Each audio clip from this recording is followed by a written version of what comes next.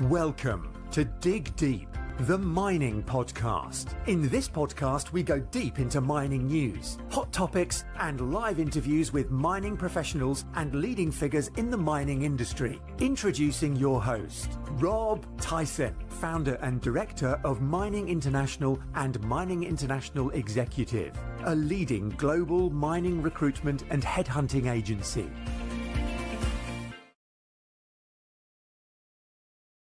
Hi, mining community. Welcome back to another episode of the Dig Deep, the mining podcast.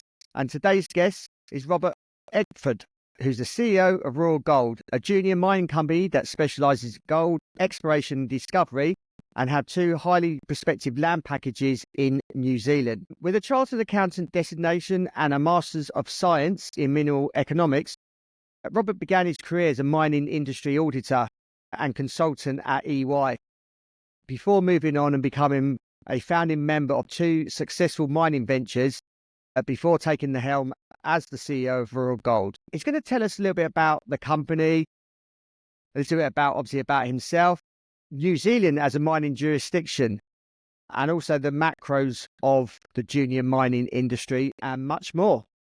Robert, welcome to the podcast. How are you doing? Good, Rob. That's a hell of a mouthful there. Yeah, it is. Yeah. Well, that's a brief introduction because I'm going to let you speak now. So I wondered, obviously, as an active listener, I wonder if you can just obviously tell us a little bit about your career, how you got into the mining industry.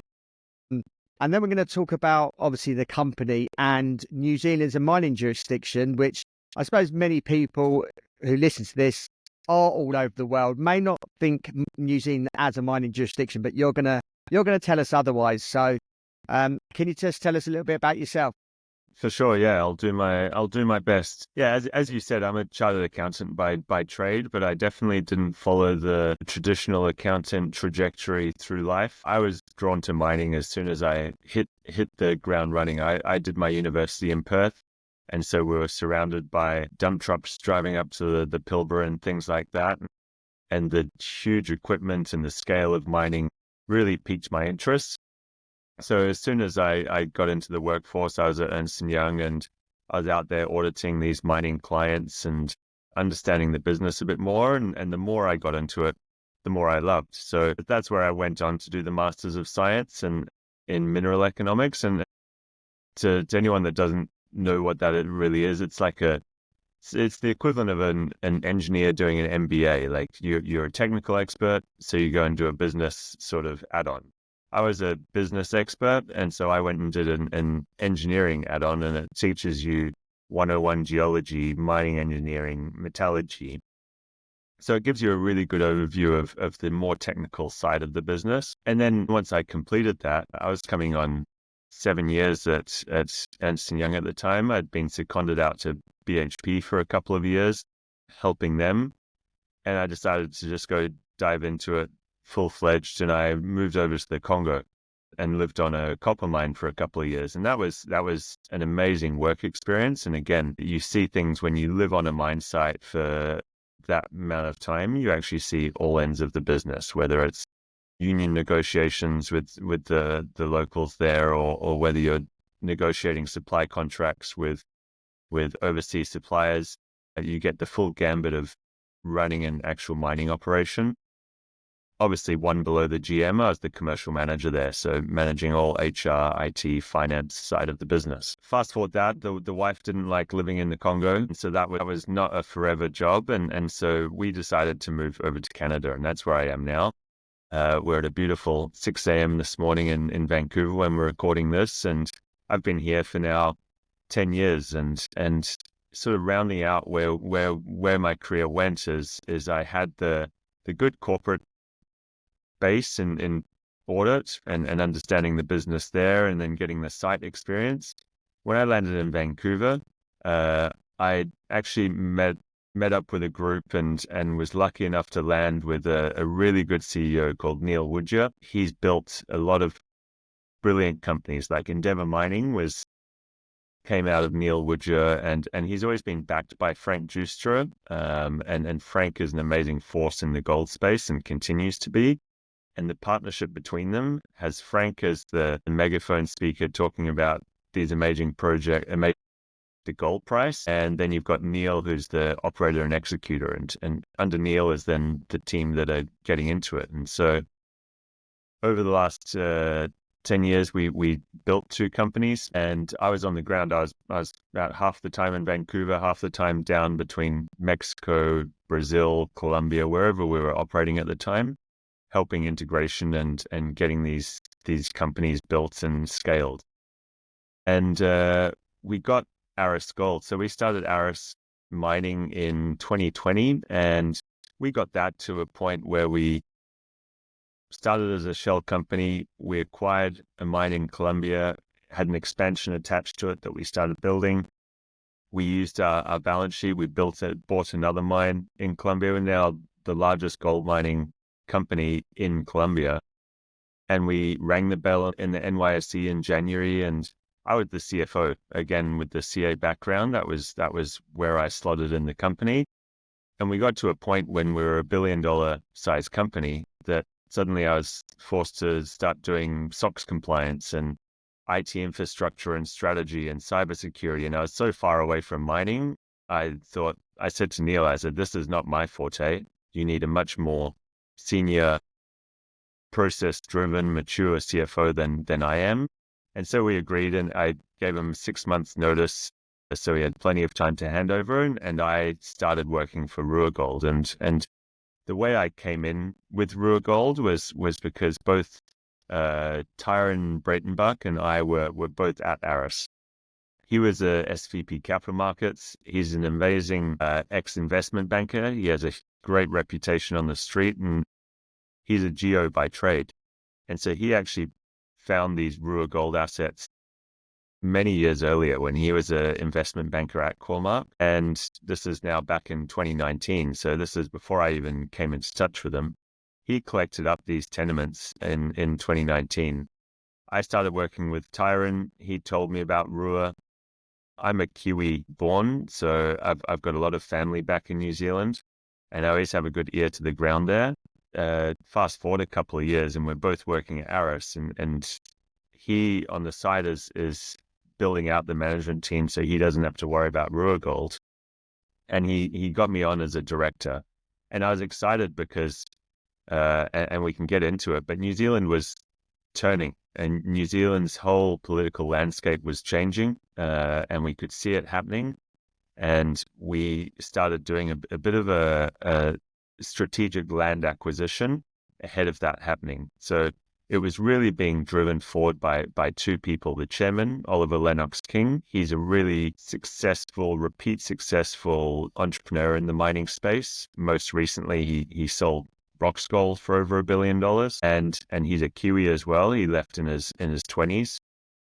And then Simon Henderson, who's the real brains of the whole story. He's our geologist on the ground. And between the 2 of them, they really helped build out the land package, mature out the company as it was private, and it got to the point where I could come in and help take it public. And I started as a director and moved it forward. And then once it became public, I moved into the CEO role.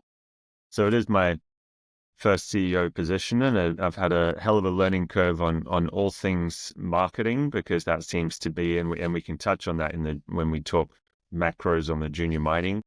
But that's such a huge part of the CEO job is investor conferences, marketing, and I've gone back into PowerPoint slides. I thought I'd leave them behind, but here I am back in them. Yeah.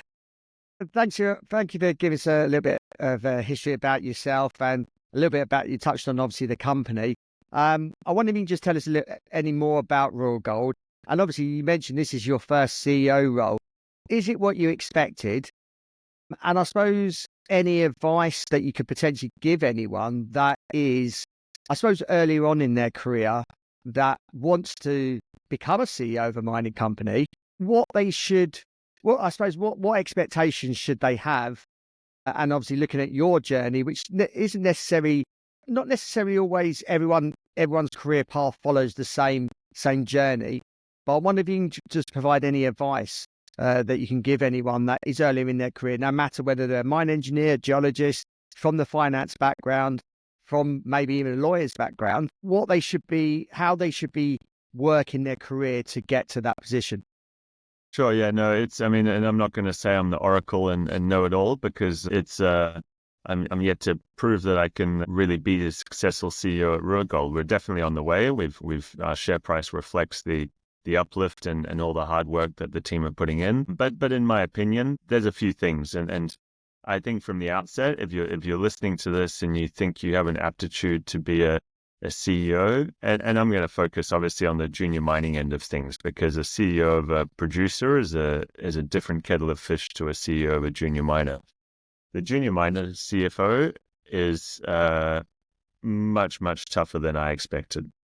I think you get these chat room forums and you do see a few bad eggs, and the bad eggs always stick out more than the others, that the CEO life is a lifestyle thing in the junior mining space, and that it's a part-time job and you're just golfing with your buddies during the week, and it has a bad reputation, and part of it is self-inflicted by as I said, the certain bad eggs, but it couldn't be further from the truth for the majority. The CEO role is all-encompassing. I mean, as I say, I sit here at 6 a.m. doing a podcast with you, not because I love waking up at 5:30 in the morning, but just because your day is so filled, and what I love about it is you never have the same day twice. You're always dealing with different issues in the business, different challenges to overcome, and you get that whole broad of how do we move this business forward, whether it's a financing, whether it's working with the geos on allocating funds for exploration, whether it's the M&A angle that we've talked about and we've announced at RUA Gold last July. There's a number of ways to build a company, and it's not always just through drilling, but having the role as the CEO gives you that broad gambit of dealing with it all, which at the same time means it's a lot of time on the road. It's a lot of time working with different time zones. We'll have our morning call this morning, and I'll be talking to Perth tonight at 8 o'clock at night. So you don't go into it. If you want to be successful, just definitely don't go into it thinking it's a lifestyle job. It is anything but, because then at the end of the day, in between all that, you've got to actually do your day job, which is getting ready for investor conferences, managing the business, and seeing the progress that we're operating to at the moment. I love it, and I've lived and breathed mining, and again, I'm one of the weirdos that would go and live in the Congo as an accountant. So I do live and breathe and enjoy mining, and that's why it was good for me. But it is it's definitely a tough slog. Yeah, no, and that's great advice that you've given there. Can you just tell us a little bit more about the two land projects that you have in a little bit more detail? Yeah, I mean, maybe I'll start even more macro, Rob, as to what we're doing in New Zealand. I mean, as I said, we found that New Zealand was turning. It was the problem, and why we all leave New Zealand is because there's just no good jobs in New Zealand for New Zealanders. And so you get this problem where you come out of university and you can earn money in New Zealand as a job if you can find one. If you're in the mining district, there's a few mines operating there, and they've been operating there for a long time. But you go over the pond to Australia and suddenly you're earning 30, 40, 50% more. And so a lot of the skilled labor in New Zealand historically, and we're talking all the young population, the taxpayers, the guys that really move the economy forward, they're all moving away from New Zealand.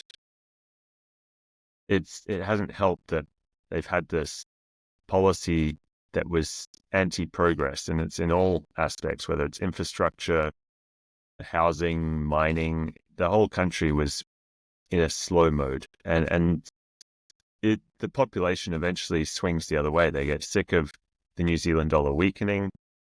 They get sick of their kids leaving and going overseas. And so the new government was voted in last November 2023. It's the new Prime Minister there is Chris Luxon. He's the ex-CEO of Air New Zealand up until 2020. So you've got a really business-focused leader of that country, wanting to balance the budget, wanting to fix the economy, create jobs. And in doing all this, you have to promote economy and then promote industry. So we saw this writing on the wall, and we saw that there was an opening for mining to really come back in a big way to New Zealand. RUA Gold and Newmont have been in New Zealand for a long time, and they've produced gold out of there since the 1980s. Had a long history. Over 40 million ounces have come out of there, but there's just been limited expansion. And so under this new government, to fix some of these problems, what they've done is they've introduced a fast-track approval bill. And this fast-track approval bill aims to take permitting for an infrastructure, a major infrastructure project, whether it's mining, whether it's housing. It takes it from permitting of what was historically 2 or 3 years down to 6 months. And in the mining space, that's huge because so many issues in the world these days. Everyone is talking about holding time and permitting time, and shareholders are sick of sitting on the sidelines for 5 years waiting for something to be permitted. And so the 6-month time frame gives a real good finite time to shareholders, something that's within their remit of waiting for. And it's bringing back investment to New Zealand. And there's some really good news stories out of there. The most recent one, and I caught up with them, is Santana Minerals. And Santana Minerals are a couple of years old. They've share prices probably gone up around 300 or 400% over that time. And they've defined a resource in New Zealand. And just last week, they got announced to be included in that fast track process, which means that as soon as that bill is passed, which is expected for December, the fast track process starts in January.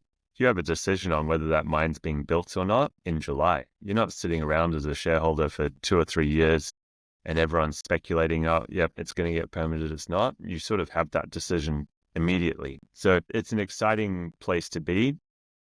And there's a lot of activity and a lot of mining chat happening. The mine resource minister, Shane Jones, has some amazing speeches, and it depends on your political view, but sometimes he's a little bit too brash.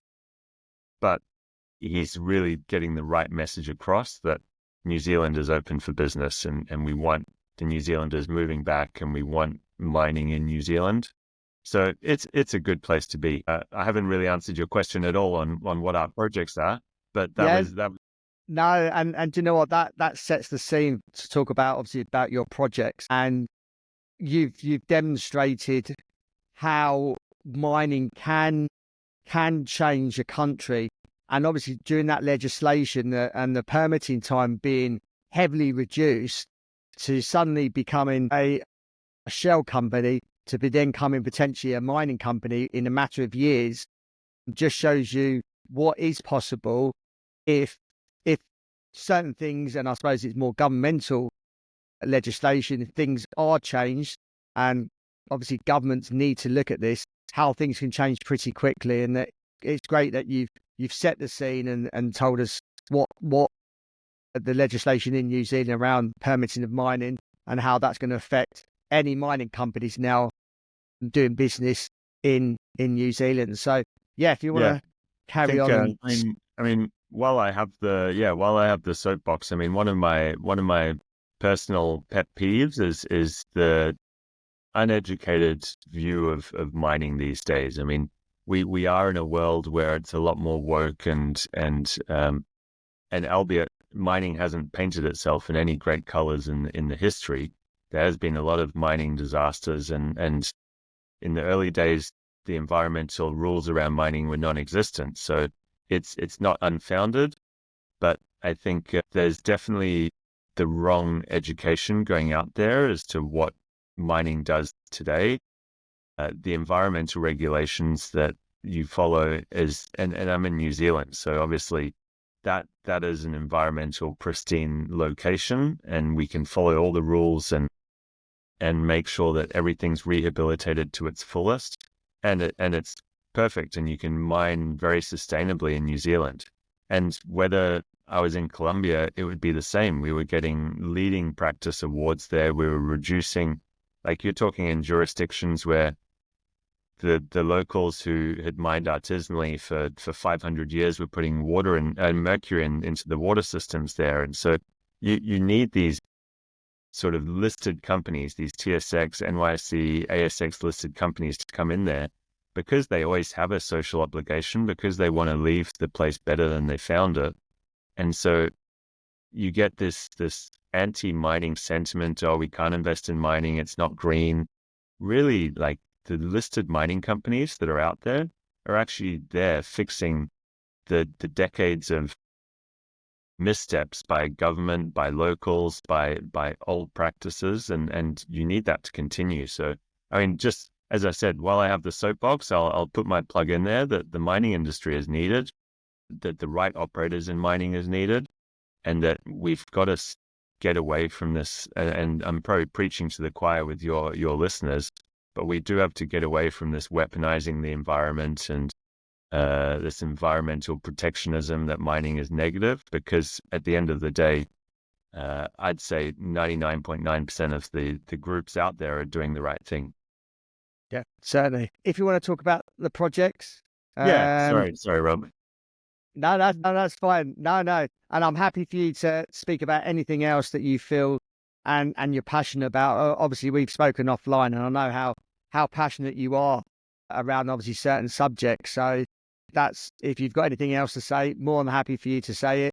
But if you want to speak about the projects as well, we can speak about them now.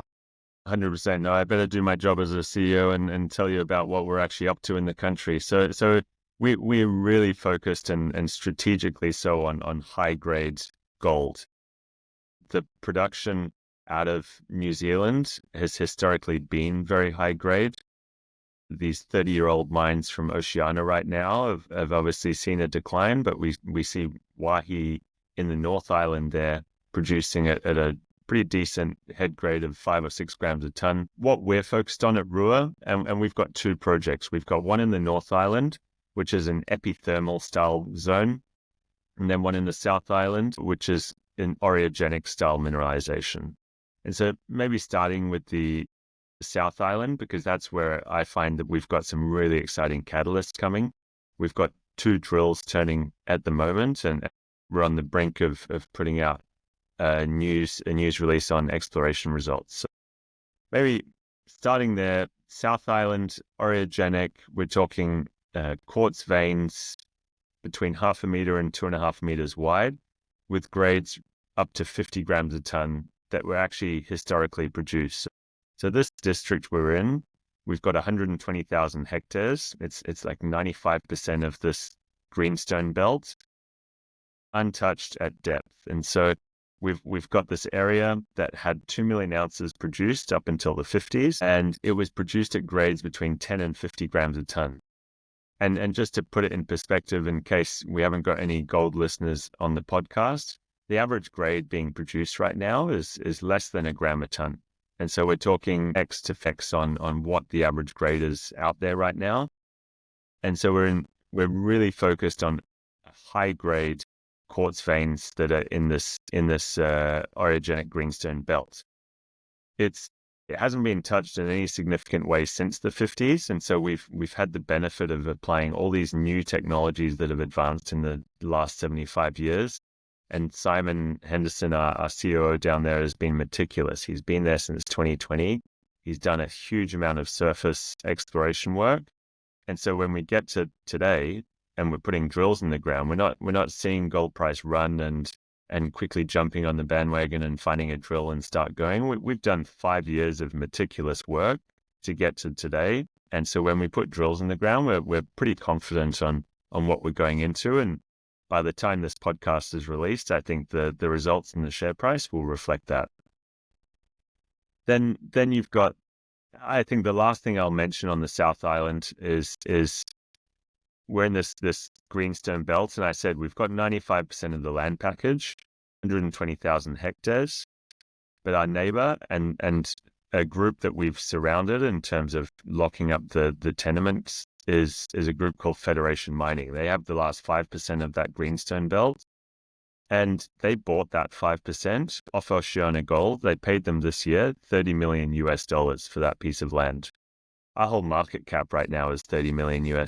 And again, I'm not the classic promotional CEO where you just pick a comparative that that suits you.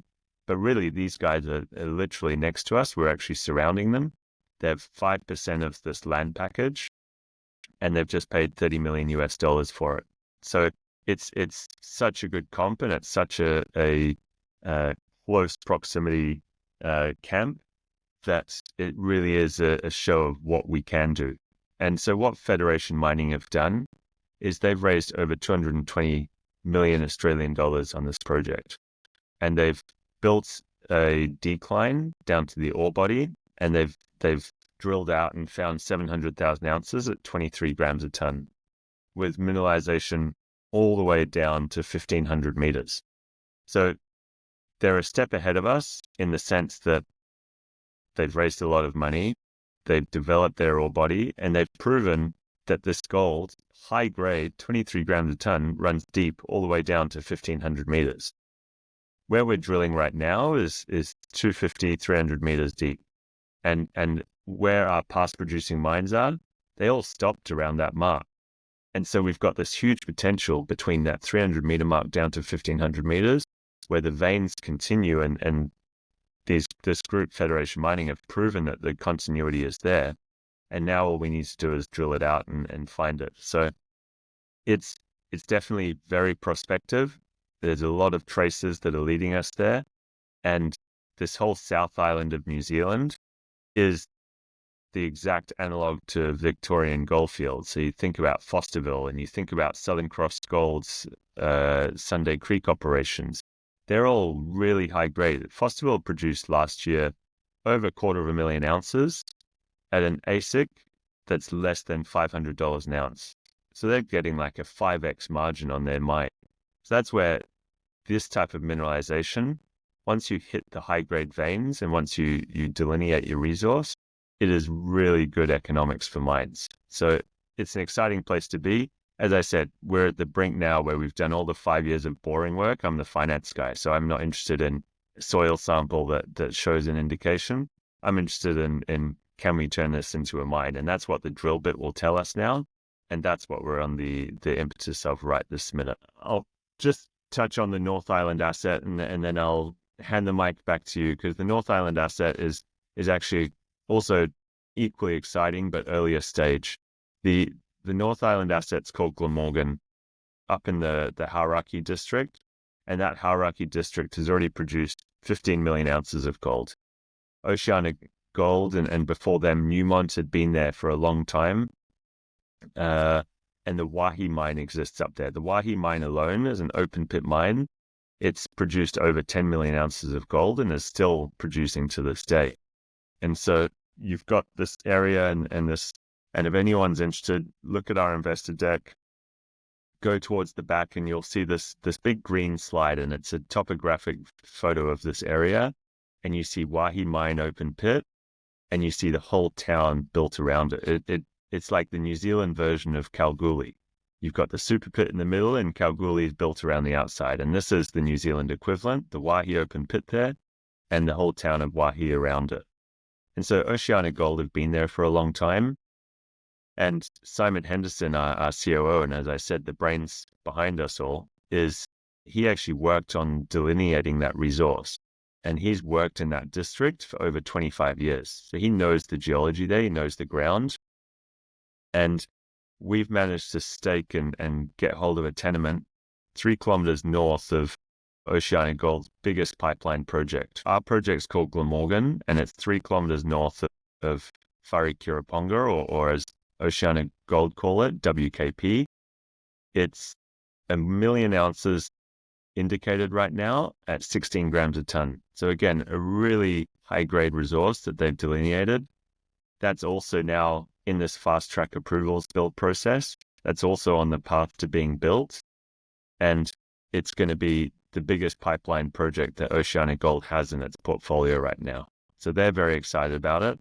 Because of our neurology to it, we're also very excited about it, because all the surface work, and we put out an exploration update last week, all the surface indicators are showing that it's exactly the same as WKP. So Glamorgan and WKP have the same signatures. And just to put the icing on the cake, Simon Henderson is the guy that discovered WKP. He went out on his own and started his own TSXV company called Glass Earth Minerals. He staked out WKP, and he was the geologist that started the exploration program until it got bought out by Newmont. And so we've got the team that has the history there, and we've got the firepower behind us to actually move that project forward as well.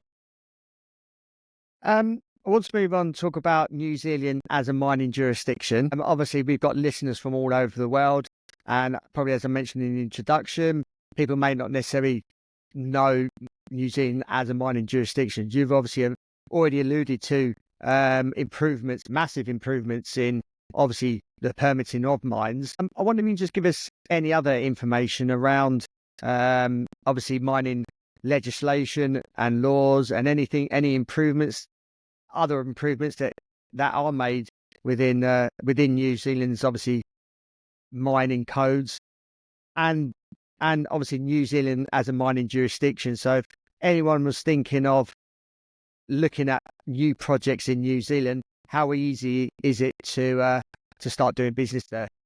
Yeah, no, it's I mean, there's a few different things we can touch on regarding this. We've already talked about this fast track approvals bill, and that's one of the biggest pushes the government is doing. The government's committed to doubling mining exports over the next 10 years. By 2035, they want to double the mining exports. And so really the fast track approvals bill is going to, in a large way, get them there, get more projects permitted, get more mines built, and be a big generator for the country. The other things they are working on outside of that bill is, one, a critical minerals list. New Zealand didn't have a critical minerals list under the old regimes, and so the new government's come in and they've prioritized that. They're using Wood Mackenzie as a consultant to help opine on that, and they're getting consultation from mining companies such as ourselves. And so having a critical minerals list will give them some strategic direction, and that draft has already come out. There's a few key pieces on there. Gold is not on that list in the first draft. I know there's a few lobbyists that are pushing for it, but regardless of whether it is or not, we're sitting on in the South Island, we're sitting on a gold antimony deposit, and that's very similar to what was found in Victoria, Australia with Mandalay Resources and with Fosterville. There was always an antimony component, and antimony is a hot commodity and a very big buzzword in the critical minerals space right now. The spot price has doubled in a half over the last year and a bit. And so that's really exciting to have in with the gold in the South Island is the antimony. It's going to help if it's on the critical minerals list, which it is in US, it is in Canada, it is in Australia, it is in Europe. In all likelihood, it's going to end up on the list. That's going to be a huge push to helping us get our projects permitted, but also for the country, it really gives them good strategic direction to how to manage their resource management. The other piece that the government are working on is the Resource Management Act. And the Resource Management Act in New Zealand was a bit outdated and didn't grow with the changing times. So it's going through a refresh right now. Everything that the government are doing is really looking to streamline. They're trying to make things much more efficient, make the less hurdles. If there's two groups that need to approve something, instead of a stage gate approach, they'll put the two groups on a panel together. So they're trying to take out any barriers and long-winded processes and make it as efficient as possible. So they're doing a full refresh on the Resource Management Act. So that's sort of from a policy perspective. We've got a bill, we've got a Management Act refresh, and we've got a critical minerals list coming together. But on top of that, you then have ministers such as Shane Jones flying around to the mining conferences around the world, reiterating to everyone that New Zealand is here and open for business and available for its resources. And so it's not common, and we definitely don't do it in Canada where I am. No one's out there saying, come and invest in Canada. But we've got the politicians on the soapboxes going out there saying, come to New Zealand, invest in New Zealand. We're here for you. We're going to support you through this. So it's such a good place to be right now, just because, I mean, besides all the obvious that you're in the first world, and I've done plenty of developing world work, and it's definitely difficult in terms when you don't have infrastructure and things, but we're in the first world in New Zealand. So you've got power, rail, highways, ports, a good working judicial system. You're not going to suddenly get your mine repatriated all of a sudden. So you're in a good jurisdiction, and now you've got the government behind you, really pushing mining forward. No, that's great to hear. I just wondered if you can just tell us a little bit about, obviously you're in Vancouver. If you can tell us a little bit about the junior market and what you've, I suppose, seen as the year has gone on. Obviously, funding seems to be still challenging for the junior space. I suppose I wondered if you can just give us your overview of the junior mining space and where you potentially see that moving over the sort of next 6 to 12 months. Yep. Yeah, it's been a really interesting move from Aris and working with Neil, because Neil Woodger has a name that people recognize. He's had success, and so when we've started the last two companies before that have been raging successes, we've been able to raise money using his reputation and his past history. And that's always a help. I mean, I think once you get your first check written for your mining company, you start delivering on it using that money, and it's a cyclical thing. If you don't deliver on it, then you're going to struggle going forward. Where I think the junior market falls down a bit is too many people haven't delivered on what they say they're going to deliver. And it's one thing to go out and say, I'm going to raise $2 million and do a bunch of drilling and prove something up. And if you don't find anything, you've proven up that the business case isn't there, and you need to move on. But there's too many bad examples in the junior mining space where that $2 million is raised and $1 million goes into salaries and wages at the G&A level. And it just kills the economics, because you've then only got $1 million to prove out your concept.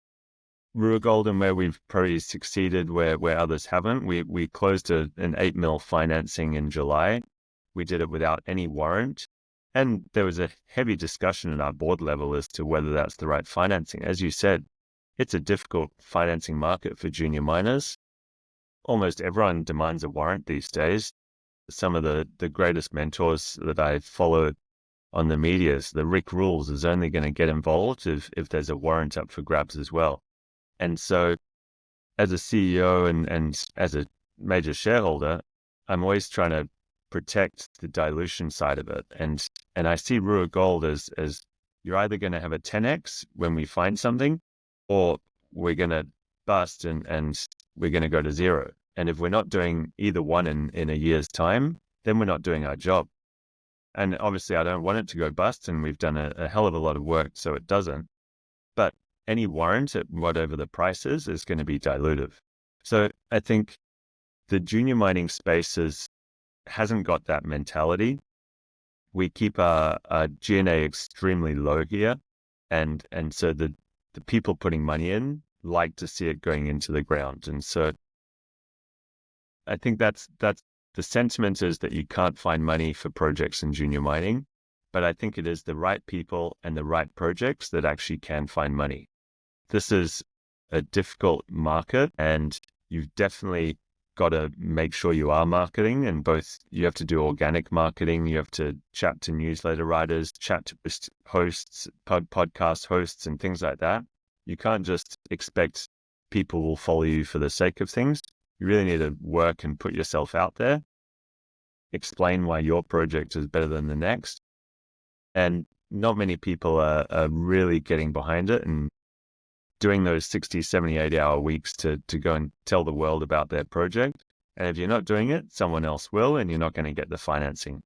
But there definitely is inflows coming back into the mining space. We're seeing it across the statistics that ETFs are seeing inflows into the gold space. We're seeing that the majors are starting to move on the M&A front, which is the first sign that the market is turning and the market is picking up. I think we're at the turning point right now. And again, this is my opinion, and everyone's entitled to their own, but I really think we're at the turning point where we're coming into a bit of a commodity super cycle, whether it's copper, whether it's gold, whether it's silver, and then more controversially, I really think lithium is having a turn as well, and we're going to see lithium uptick. Maybe not to the prices it was, but definitely a recovery from the bottom that it's at now. So you're seeing this recovery on the cycle. And I do think we're at the point where funds start coming in and they'll start coming in for the right projects. I think, unfortunately, of the 3,000 odd explorers that exist in Vancouver, probably half of them need to be axed and half of them need to be, okay, we've tried, we failed, let's move on. But that's not the way some folks run their companies, and that creates a bit of a bad stigma for the whole industry. Yes, certainly. Before we conclude and look at the outlook of RUA Gold, wondered if you wanted to get up in your soapbox again, if there was anything that you wanted to discuss, voice any opinions, or maybe just speak about something you might be passionate about within the industry that you just want to voice and educate our mining industry. No, I think a couple of things. I think my eyes are much more open than ever before on the junior mining space and the role of the CEO in junior mining. Again, reiterating that it's not for the faint-hearted. It's a tough gig out there, but it's really enjoyable to create something yourself. And so I fully recommend it to anyone that's interested in it. I think RUA Gold itself is really attractive to me. Again, coming from that finance guy side, I think we're about to see a world where gold will steadily increase and it'll be a safe haven asset for the near-term future. But I think what's going to come back, and we're seeing it a little bit already with these interest rate cuts, is that inflation will come back. And that's where RUA Gold is going to be really focused on high grade, because the worst thing to have in a high inflationary environment is a low grade asset. When you're moving so many tons of dirt to get X number of ounces of gold, you want to be moving as little as possible. And so the one thing I will forewarn, and from a macro perspective, besides seeing a steady increase in gold, and I'm not a $6,000 gold bug by any means, I think it's the reason gold is the right place to be is because it's not volatile. It's slow. It moves very consistently upwards, and it's had a hell of a year already. And I've multiple times through this year, I've sort of said that I'm expecting around 2,700 by the end of the year as a good baseline price. We're only $100 away from that, so let's see how close I get on my oracle ability. The key point is everything else around gold. When you get inflation, and we saw it in 2020, 2021 when gold price ran, but inflation ran quicker. So margins of producers were still rubbish after the gold price ran. And everyone's like, what the hell are we investing in mining companies for? We should just buy gold, because the mining companies can't seem to get it out at a better margin. And it's because grades are getting lower, costs are getting higher. The real differentiator out there is needing to go for high grade. At Aris, we had Segovia in Colombia. It was head grade of 10 gram a ton, and it was just pumping out cash flow. And it was exactly what you need in this market. And inflation is coming back. It's not gone away. Everyone's not talking about it because everyone's talking about interest rates all of a sudden. But let's see what happens after US elections. Let's see how the economy transpires in the next 12 months. And just watch out for inflationary warnings. Don't believe this whole transitionary inflation that they sold us on for 6 months before they realized inflation was real.